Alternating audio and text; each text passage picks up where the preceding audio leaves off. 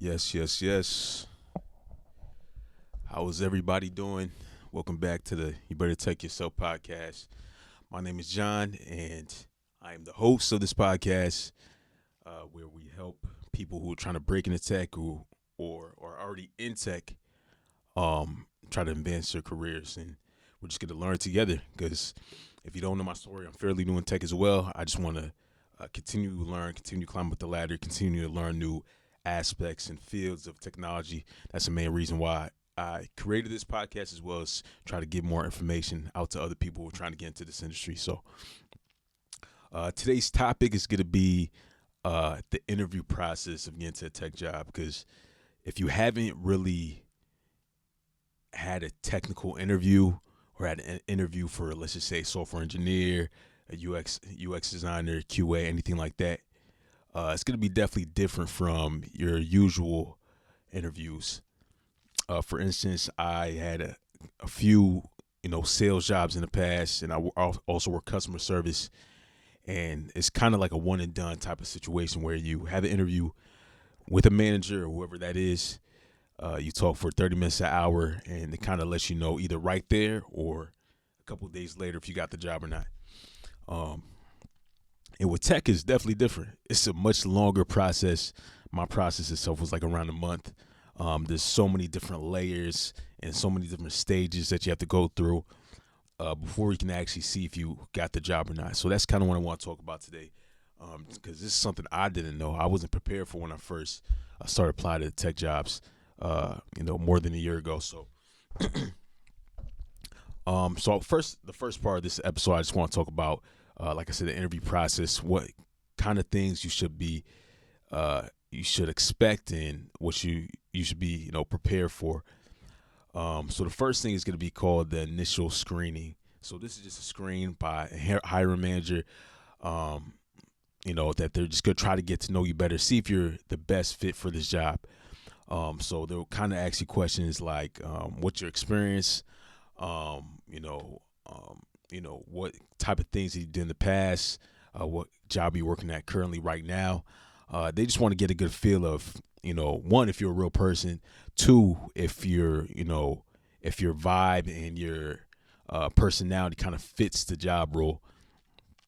And three, like what you did in the past, obviously explain your resume and things of that nature. So that's just the main goal of that first screening call. It's going to be around 15 minutes, maybe even 30 minutes on the longer side, but it shouldn't be too long compared to all the other interviews. But like I said, this is something that, an interview that they just want to get to know you, see if you're the right fit for the job, in the sense of your resume and just your personality and things of that nature. Um, so after that, you'll probably wait a few days or maybe a week, and then the next process is going to be a behavioral interview. And a lot of you guys know what a behavioral interview is, but just to break it down, it's kind of an interview where they ask certain questions about what would you do, sort of situation. So if somebody, they might ask you questions like, if you had a disagreement with a coworker, how would you, uh, you know, um, solve that conflict? How would you do this? How would you do that? And just get to a feel of how you handle certain situations in the past. This interview would be done not by the initial hiring manager that called you in the that initial screening, but most likely it will be from another manager at the company, maybe the area which you may be working at.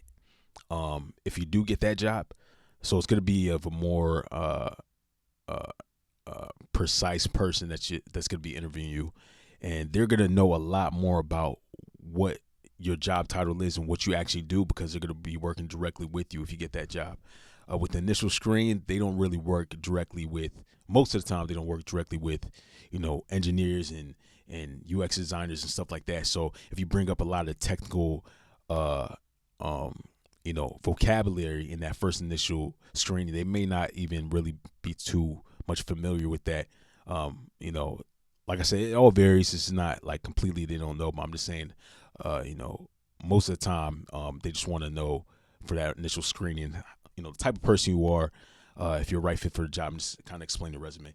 But your behavioral interview will definitely get more depth of, how you handle certain situations, and you'll get interviewed by somebody that may be you may work directly with if you get that job. Next will be a technical challenge. So, like I said, I'm not an engineer. I'm not a software engineer, but usually they have some type of code challenges or problem solving exercises. For me, for UX design, they had the designs challenge where they give me like a prompt or a problem, and I have to solve that problem, with design within, let's say, an hour, and then we all come back and I kind of explain my designs decision. So, most likely you're gonna get some type of challenge where they try to test your ability within a small period of time. So yeah, always try to get prepared for that potential, uh, questions they may ask you, or just kind of work on your workflow of how fast you can solve a problem. After that, you usually get and just to say, I should have said this in the beginning. This is not the direct order that you're going to be getting this in. Definitely the initial screening is going to be first, and then the last one is a job offer, which is going to be last. But anything in between, you never know when.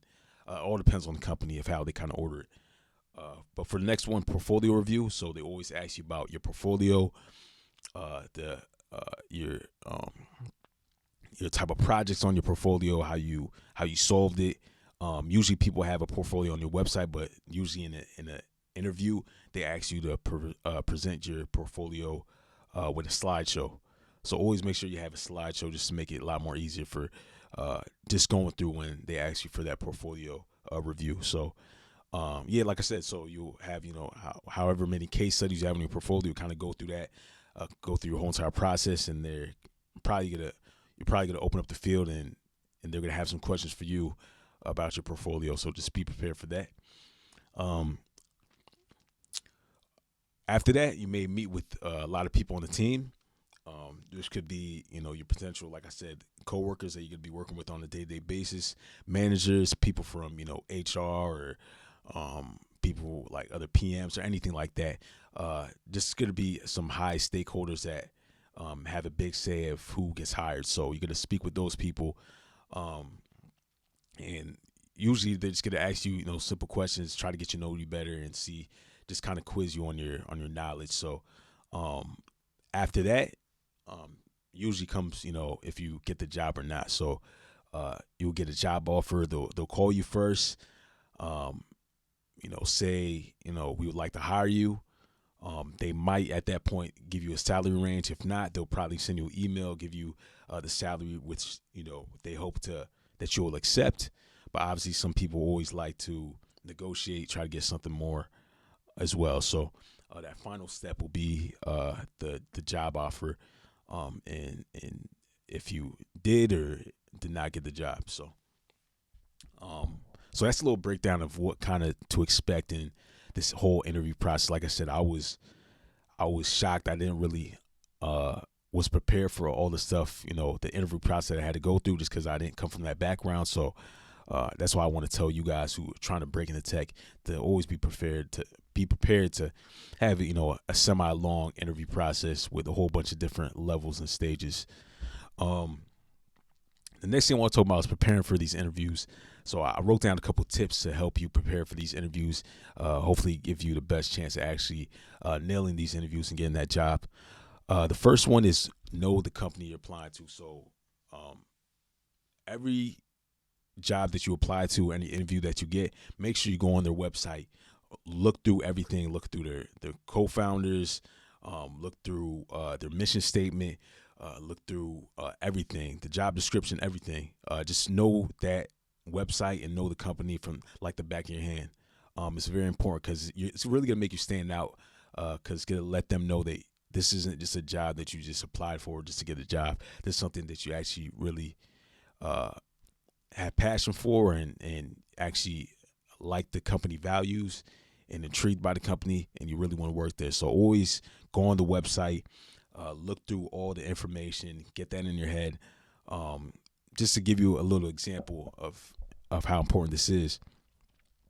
I remember way back when I was first trying to break into tech, I was applying to this job, and around January, I looked at their website, kind of looked through it, skimmed through it, and I looked at their LinkedIn as well, skimmed through the job description, just their LinkedIn profile. and I was applying to the job. I got through the first interview, and then on the second interview, when I met one of the managers, the PMs, or I think she was a vice president of product actually. I noticed that in February they kind of changed their icon to their avatar. I'm sorry, on LinkedIn to something a little bit different, and I was curious on what that was. So I kind of looked in depth into that and tried to see like why did they change their icon, and noticed that because in February is Black History Month, and they kind of changed it just to show just awareness of Black History Month and respect to that. So when I went to the interview, I actually told her, I was like, yeah, I really like that you guys changed the avatar for Black History Month. I think that just means a lot that you guys care about diversity and everything like that. And she was, impressed because she didn't think they literally just changed it like a couple of days prior. So me just knowing that, it just proved that she, proved to her that I really wanted the job, and I actually made it to the final round for that job. So just anything that actually, helps your case, that you actually want this job, and you actually, know everything, and this is not just a job that you're just applying to, it's going to help your case tremendously. Next thing for preparing for an interview is study common interview questions. So when I was applying to UX jobs, honestly, 90% of the behavior questions and all these other questions that they would ask me in interviews is on Google. Like most of the time, we're not going to see anything new. Obviously, there's some rare cases where you're going to hear some questions that you never really studied for, and it's going to catch you off guard, and you have to just come up with something that, straight from the heart. But most of the time, you're going to find the questions on Google. So always just type in Google, like most common interview questions for software engineers, for UX designers, for, like I said, QAs, for cybersecurity people. Because most of the time, you're going to see that they have those questions there, and you can just study and be prepared for that. Because trust me, you're going to feel a lot better when they say, okay, we're going to start asking you questions, and they ask the question that you already been studying for. And while they're asking that question, you're like, I already know I got this because I studied for it. That's the best feeling in the world, because you're not going to feel any nervousness or stress because you already know what to say. So always study those interview questions. One thing that I see a lot of people doing, and I haven't done this yet, but I see a lot of people doing this, is ChatGPT, which is like a new like AI thing where people can put in, comment, any questions, and they'll give you back some information. A lot of people would get the job description of the job they're trying to apply for.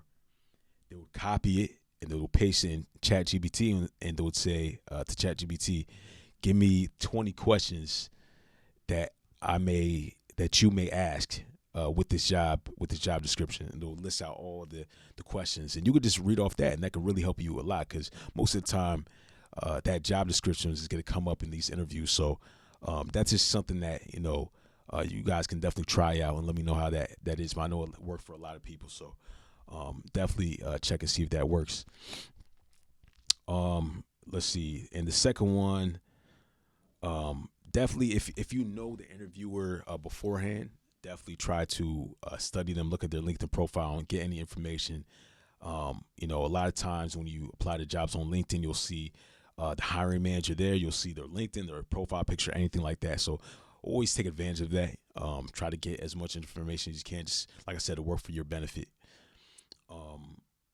The fourth one, have a portfolio. I know this is kind of obvious, but always have a portfolio, because it just makes your case better. It shows the actual work that you do visually. So it's always good to have a portfolio. Like I said, a lot of people have portfolio websites, which is recommended, but you also need a slideshow. Either it's on, Google Slides or anything like that. Just have a slideshow to make kind of give you a more narrowed down portfolio, so you can swipe through everything, go through a faster process than just going on the website, kind of clicking through your whole portfolio. So always have portfolio. It's really good. It will really help you out, showcase your work. Practice interviewing. This is really big. When I was interviewing for jobs last year, I was practicing with everybody, practicing on people. There's a website, like I said last episode, a couple episodes back, ADP List, where you can find a mentor. I would practice with that. I would practice with friends. I would practice with anybody I can find just to help me get that nerves. Because the more you do something, the more or less nervous you get. And like I said, practice makes perfect. Practice makes perfect. So always remember to practice your interviews, because it's gonna help you out in the long run when you really have that job interview. Uh, Next thing is use the STAR method. You probably heard this a lot, but a lot of people use the STAR method when answering behavioral questions and things of that nature. If you don't know, STAR method is situation, task, action, and results. So when somebody asks you, how do you handle a certain situation when you and a project manager had conflicting, ideas, you just say, okay, the situation was this. This is the task that we had to solve. This is the action that we took, and this is the results that happened. So it just gives you like a flat line of what actually happened from point A to point B. So always make sure you try to use that STAR method when asked all these behavioral questions. And the last thing is be likable. Like I said, people want to hire people that are like them, that are easy to talk to, that they can tell are good people, that are gonna bond well with the other people working with them, with the other coworkers. So always remember just to be likable. Be that person that when you go into that interview, you always like smile and always just be happy to be there. Don't be somebody that you know uh, they don't think that they would get along with or other people to get along with. Always try to be likable. Obviously, be yourself. But I'm just saying you have to always try to, um, you know, be the person where you can just vibe with, the hiring managers and other employees, because that's really important. People just want, to work with people that they get along with, not only are great at what they do, but just to get along with and will be less of a issue long term. So always try to be likable. Um, and a couple things that I want to explain about after the interview. Uh, Something that you should always do is try to follow up. So whenever there's an interview with somebody that's a big stakeholder in the company, follow up and say thank you for allowing me to express my ability to be in this job and to have this role, and I look forward to speaking with you soon. Always just the smallest thing matters, because it just lets them know that one, you really want this job, and two, they'll think about you after the fact. And you'll be surprised. A lot of people, some people just don't do that. Don't give a follow up email. So it's always good, and it never hurts, in my opinion, to give a follow up email. Always ask for feedback. In these interviews, and when I say this, I mean like if somebody tells you, or if a job tells you, writes you back, you're not going to the next round, or on the final interview, they call you and say, yeah, we selected other candidates. Always ask, always be one, always be grateful, be all right, thank you for letting me know, I appreciate that. But always ask for feedback and see what you could have done better. Every single time that happened to me, when a job said they're moving on with different candidates, I always ask, oh, thank you so much. What do you think? Is there any feedback that the other people at the company could give me, or anything that I can work on better, so I can help, that will help me in my next interview, my process of trying to find a new tech role. And they'll be happy to give that to you. I mean, most of the time they do write notes and do have stuff like that. So always ask for feedback, because trust me, it's going to help you in the long run to see what you're doing wrong or what you're doing right. So always ask for feedback. And the last thing I want to let you guys know is that sometimes it could take up to 2 weeks to get a offer. I remember when I was, applying to jobs, I was waiting a couple of days, and I was like, all right, I could probably wait a little bit more. Then it was a week, and I'm like, it's taking a little bit too long for me to get a yes or no. And then it took 2 weeks. I'm like, man, I probably didn't get the job just because it took so long. And, luckily after those 2 weeks, so I think it was actually like the second week, on the 14th day, they called me and said, yeah, we'd like to offer you this position. So it may take a while to get an offer back. That just kind of is, like I said, I'm used to people letting me know if I got the job right there, or just call me a day later and let me know. So I wasn't used to waiting such a long period of time. But it may take a while just to get that job offer. So don't be scared about that. Don't be nervous. Don't be like, damn, I probably didn't get the job, because that's what I felt. So, just don't feel that way. Like I said, it happens sometimes. So I just want you guys to be aware of that. And that's the rest of my tips. I appreciate you guys listening to this. Like I said, the interview process it could be scary. Everybody gets nervous. It's totally natural to get nervous. But the thing that I would advise you guys to do, just practice. Just practice. Be prepared as much as you possibly can. And just know the company. Just know the company and do all the things that you could do. Obviously, there's some things you just can't control, but do as much stuff as you can do that give you the best opportunity to get that job. And I think you guys will be, totally fine. And that's it. So I appreciate you guys tuning in.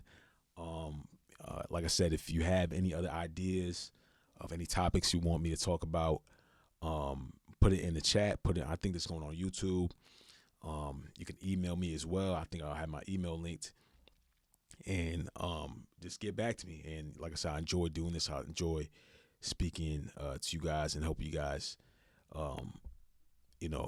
either break into tech or just be on, a journey of newly being in tech, just like myself, because like I said, I'm new as well. So I'm still learning every day. So, I appreciate you guys listening. I can't wait to talk to you guys soon. All right.